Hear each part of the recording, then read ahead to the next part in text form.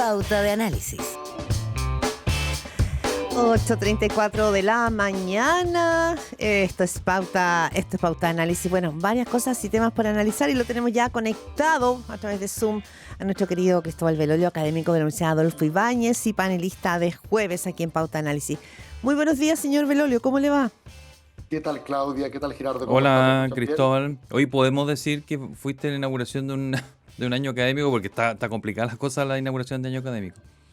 Sí, estoy en Temuco en la inauguración del año académico de la Universidad Católica de Temuco, unos minutos más, así que esperemos que transcurra todo bien. Que te traten bien. Es bien impresionante eso, solo un punto a pie de página, que esta semana, bueno, después de lo que sucedió atroz en el norte, ¿no? Con el asesinato de esta inspectora, es como que estamos viendo un efecto dominó en distintos lugares del país de anuncios de estudiantes o jóvenes, ¿no es cierto?, de situaciones complejas en los colegios. Vimos lo que pasó ayer con la ministra de Ciencia, como vientos de una violencia inusitada en ese mundo estudiantil que abre como otra conversación probablemente. Podemos verla, ¿no es cierto?, desde el punto de vista de las leyes, de cómo vamos a cambiar con la convivencia escolar, pero algo hay ahí de síntoma, creo yo, que lo encuentro súper, súper complejo. Sí, y quizás de algún modo era esperable, Sí. Claudia, en el sentido de que quienes asumen el poder hoy tienen un discurso bastante nítido en materia de recuperar el orden en el aula, de recuperar la autoridad del profesor, ¿te acuerdas? Se decía un poco medio en broma, a clase se va a estudiar, ¿cierto? Sí. Y no a otras cosas. Y también yo creo que era esperable de parte de las dirigencias estudiantiles muy precoces incluso, estoy pensando en la ACES, la CONES y todas estas agrupaciones secundarias, que también ejercieran cierta resistencia a este gobierno. Y en parte por razones legítimamente ideológicas, dos visiones distintas de lo que es la educación, pero en parte también por una cuestión que me parece que es súper humana, perdón por ponerme tan como cínico en el sentido griego, Sí, es que todos quieren aprovechar sus 15 minutos de al fan. sol. Exacto, todos quieren. Cuando tú eres dirigente estudiantil, ¿cierto? Piensas que la posteridad va a preguntar, papá, ¿Qué mamá, ¿qué hiciste? hiciste ¿Qué tú? hiciste? No te veo en Cuando ningún diario. Exacto, exacto. Y no nos olvidemos, a veces se nos olvida porque nosotros los que ya tenemos algunos años más, pensamos en el movimiento estudiantil del 2011 y 2012, como que ahí se agotó la energía. Y en parte es así. Yo he estado leyendo lo que ha escrito, por ejemplo, Cristóbal Carle, que es una especie de historiador del movimiento estudiantil, eh, muestra cómo la generación de Boric y compañía, al formar partidos, al sacar del riñón del movimiento estudiantil permanentemente cuadros, ¿cierto? Drenaron de alguna manera la energía Mm. y, digamos, los elencos de ese mundo estudiantil que se institucionalizó. Dejó de estar, digamos, en la calle y pasó ahora a dirigir el gobierno. Pero el otro día escuchaba a una muchacha de la CONES o la ACE, no me acuerdo qué es lo que era. Y claro, yo pensaba, para esta muchacha de 16 años, 17 años, Boric debe ser un viejo. Totalmente. Un viejo de 40 con hijos. O sea, yo a los Claro, un 17 tata, pensaba un que... tata. Exacto. Entonces, es como que probablemente como Boric veía a la generación de Toá y compañía, ¿cierto? Sí. Sí, claro. Entonces, es interesante ver eso, que quizás es bastante obvio que hoy día se ha acumulado mucho tiempo. No es que justo que ganó la derecha, ahora el movimiento estudiantil Mm. resucita, no, es que también tiene que ver con ciertos procesos. No digo que no haya de eso, estoy diciendo que también tiene que ver con ciertos procesos que de alguna manera son esperables cada cierto tiempo. Cristóbal, y cuando ocurre lo de ayer de la ministra Lincolao, yo pensaba, la recepción de lo ocurrido, si hubiese sido el 2019, probablemente el contexto y los tiempos que teníamos, ¿no? Hubiese sido distinto, ¿no? Hoy día en la mañana tendrían probablemente una entrevista en cada uno de los matinales, los tres protagonistas que ya están identificados, por lo demás dijo el ministro del Interior, con una cosa más épica detrás de ellos. Hoy por hoy Sí. los ambientes parece que van en otra línea, ¿no? Qué buena observación, sí, yo creo que es correcto. Y yo creo que por eso el gobierno de Kast, en este sentido al menos, juega con viento a favor. Lo hemos conversado otras veces, la política Mm. no siempre está tan organizada previamente. Los diseños, ¿cierto? No es que haya alguien desde arriba pensando cómo hacer las cosas. Las cosas a veces ocurren y estos muchachos no están pensando estratégicamente, obviamente, y lo que hacen es alimentar el discurso de la legítima represión, ¿cierto? De la necesidad de orden, es decir, juegan completamente en el registro del gobierno. O sea, le hacen un favor en un momento en el cual el gobierno estaba de espalda, lo victimizan, ¿cierto? Y generan que todo el mundo político les preste ropa. Sí, Sí. ayer todo fue bien rápido, vi del Frente Amplio, del PC no encontré, pero sí del Frente Amplio encontré varios. Ahora, varias Sí, cosas. no, dale, Uno, dale. sería muy, o sea, no solamente muy impopular, es muy poco humano, digamos, celebrar que tú persigas como una verdadera jauría a una ministra sin saber, o sea, no existe razón ninguna para poder golpear a una persona o querer golpearla, ¿no es cierto? Y maltratarla, sea una autoridad o sea un señor que está vendiendo en la esquina del De colegio, ¿no acuerdo, es de cierto? Es acuerdo. para partir.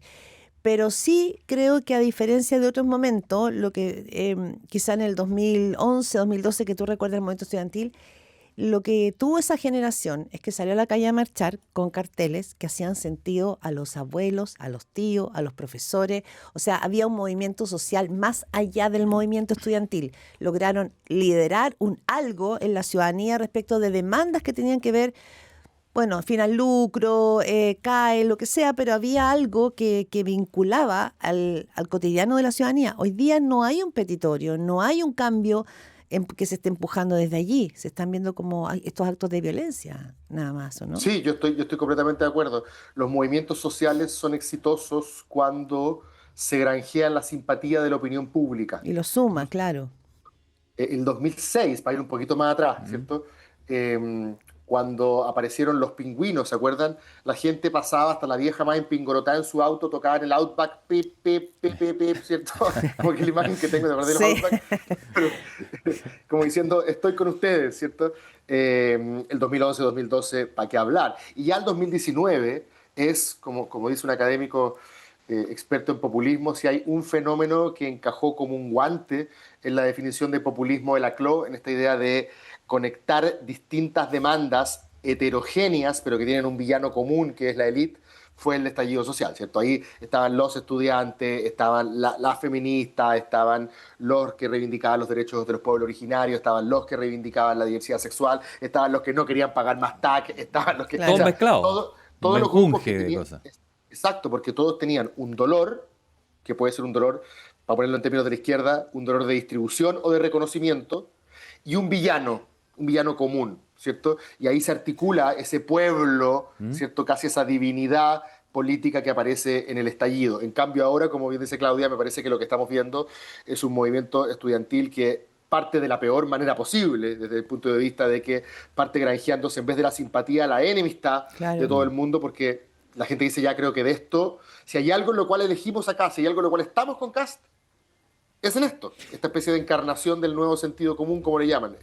En todo lo otro, el gobierno está haciéndose, ¿cierto?, zancadillas solo, y esto obviamente solo le suma. Y ayer yo miraba esto y yo decía, bueno, claro, es una rebelión contra el establishment y contra los poderosos, pero justo la ministra que recibió este ataque ayer, ella representa exactamente lo contrario desde su historia personal, que Sí, no tiene, no es una persona que nació en la élite, es una persona que se esforzó mucho, que escaló por el conocimiento y las oportunidades que tuvo y las aprovechó, que se fue al extranjero, que tuvo éxito y que podría haberse quedado afuera perfectamente porque estaba ganando seguramente mucho más que como ministra.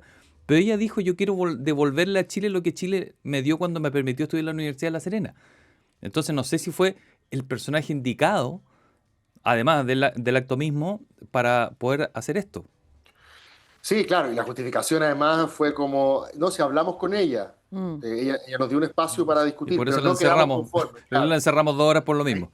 Ahí de quién me acuerdo, ¿Ah? seguramente ustedes se han acordado también, pero de María Música, ¿se Sí, yo acuerdan? lo dije, abriendo noticias, me vino el mismo flachazo porque dicen que ahí, se lo leí a algún analista, que decía Sí, que allí marcó un antes y un después en la forma de la relación con la autoridad.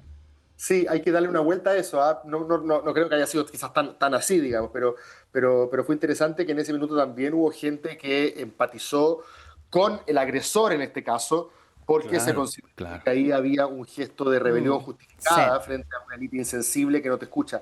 Y el tema de la insensibilidad aquí es interesante, ¿ah? Porque, y aquí va a salir un poco del caso Sí. específico, eh, al gobierno lo que, más allá de que las medidas sean impopulares o no, el gobierno puede decir que, sobre todo ahora en esta primera parte, donde todavía no va a ser sometido a ningún test electoral, tiene el espacio, tiene el tiempo para hacer todas estas cuestiones con el objetivo de que después nosotros digamos, ahí estaba, ¿cierto? Lo estaban haciendo porque la única manera de que floreciera la economía era haciendo estos ajustes, ¿cierto? Toda esta cuestión como un poco en la narrativa de la responsabilidad y del carácter.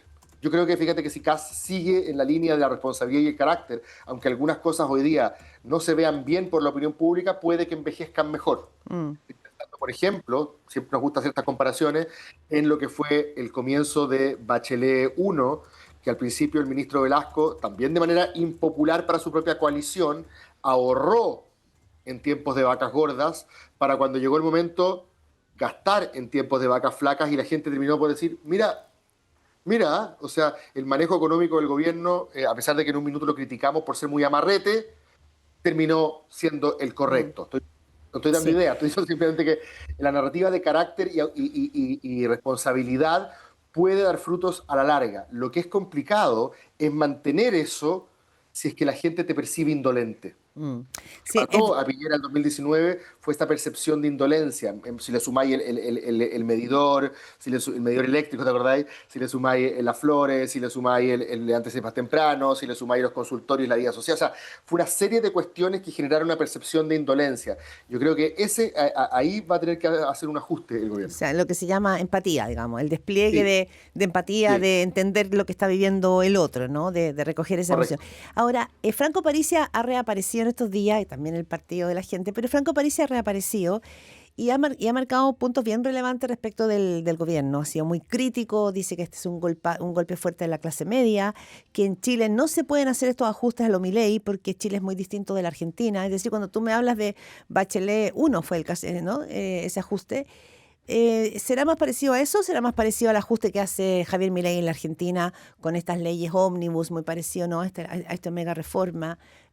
Porque marca un punto ahí respecto de cómo golpea o interpretará, no tengo idea, a un sentir de la ciudadanía que tiene temor porque la vía se les va a hacer mucho más cara. Bueno, de partida, yo creo que el gobierno de Kast no quería hacer esto en un comienzo. Se encontró con un escenario que lo puso en una situación difícil y uno puede compartir o no el contenido de la decisión, pero yo creo que ellos no estaban esperando en diciembre decir, ya, entonces partimos con Claro. subirle, Subamos Con ese 500 pesos a la ajuste. benzina, dijo. claro, o sea, Claro. no creo que haya sido parte, por eso para diferenciar con Milei, que Milei decía, estos tipos se lo vienen robando todo, ¿cierto? Aquí Sí. vamos a llegar con una terapia de shock sí o sí. Yo no creo que este haya sido el objetivo de Kast. Y por eso el otro día jugábamos con esta analogía de que gobernar es como una caja de bombones, nunca sabes lo que te va a tocar. Mm. Llega a ser una especie de el colmo de los colmos, de que en Chile estamos eligiendo a presidentes o presidentas para hacer cierta pega, y una vez que los elegimos para hacer esa pega, los chilenos cambian de opinión respecto de cuáles son sus prioridades, ¿cierto? No estoy diciendo que nosotros seamos veleidosos, no, en este caso, por una cuestión de una crisis internacional, la prioridad ahora pasó a ser el costo de la vida. La seguridad, ¿cierto? La inmigración, que eran cuestiones que eran centrales hasta hace unos meses atrás, no digo que ahora no lo sean, diciendo que retroceden en el mapa de prioridades de la gente, que son las cosas que generalmente recogen la encuestadora, frente al tema del costo de la vida, causado en parte por una propia medida del gobierno. Entonces, hoy día el gobierno va a tener que rendir en un área distinta de la cual venía prometiendo expertise. Ellos dijeron, nosotros somos los secos para la mano dura, ¿cierto? Y somos los secos para reactivar la economía, Mm. Mm. dejando de lado todas las tonteras de la ranita, la arañita, el arbolito, ¿cierto? Eso lo han dicho hasta el cansancio. Y de hecho es súper interesante, esto lo dejo esbozado para quizá una conversación más adelante, cómo muchas de estas decisiones técnicas o de gestión o de mejor uso de recursos, como el caso de Villa Baviera, Colonia Dignidad, de alguna manera también solapadamente se meten en la famosa guerra cultural, ¿no es cierto? Sí. Bicicleta versus auto, arbolito versus inversión, ¿cierto? Pero bueno, filo, lo dejamos para otro día. Pero en cambio, la agenda hoy día porfiadamente le dice, no es lo que más le preocupa a la gente es el costo de la vida. Bueno, lo de Boric lo hemos visto hasta el cansancio también, ¿cierto?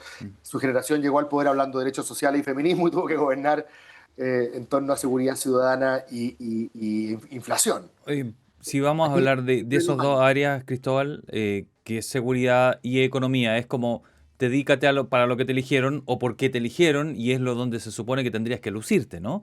Y Sí, hasta aquí, por distintas razones, Steiner, Cernamec, etcétera, se le perdió un poco la agenda. Se sí. dice que tiene que volver a tomar esas dos ideas.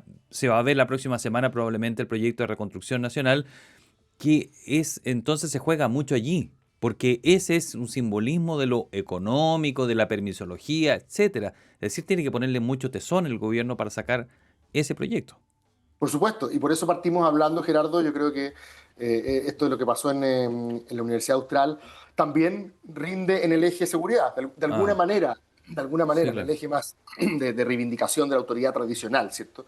Eh, y tal como tú dices, hoy día el gobierno necesita volver a hablar el idioma que sabe hablar. ¿Cuánto le habría gustado al presidente Boric que la discusión, ¿cierto?, a mediados de su gobierno se tratara del lenguaje inclusivo?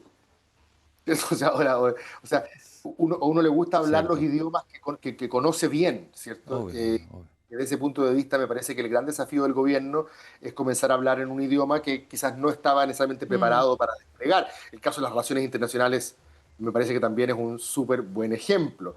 En Piñera 1 todo el mundo sabía que Alfredo Moreno tenía la pega de, lo voy a poner en términos súper caricaturescos, pero para que se entienda, abrir Falabella en Lima.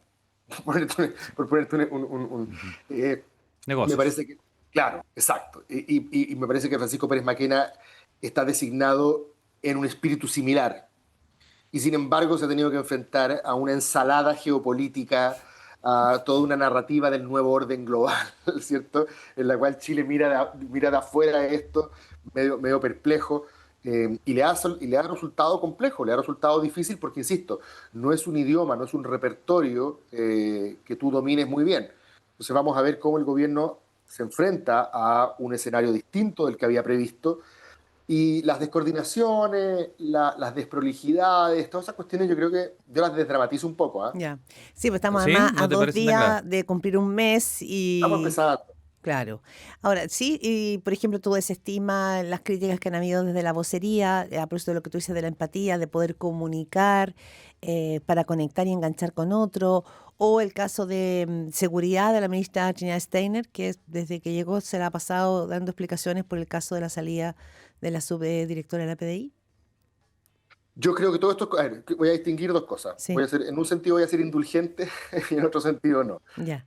Voy a ser indulgente en el sentido de que los chilenos le esquivamos el bulto a nuestra responsabilidad.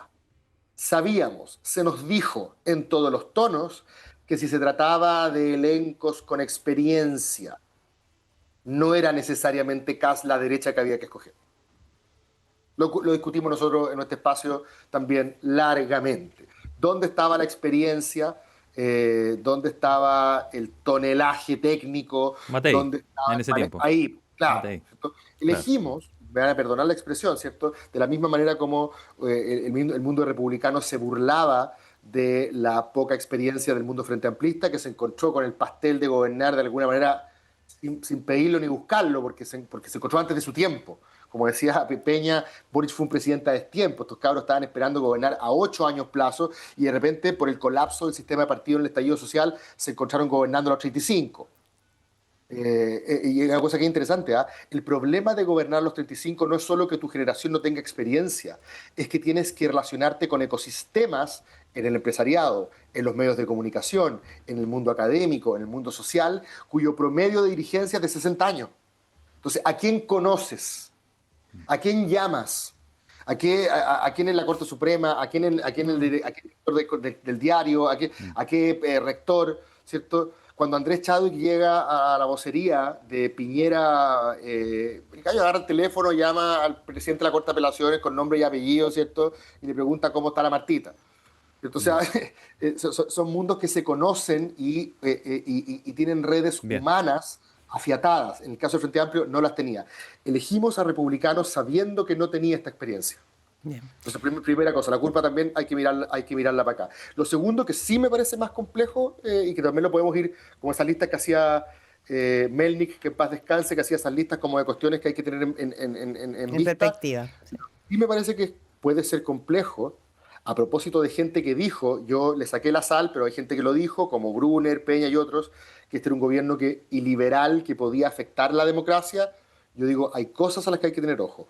Ojo con que una ministra eventualmente, no lo sabemos, ¿cierto?, ocupe su poder para erosionar una institución como la PDI.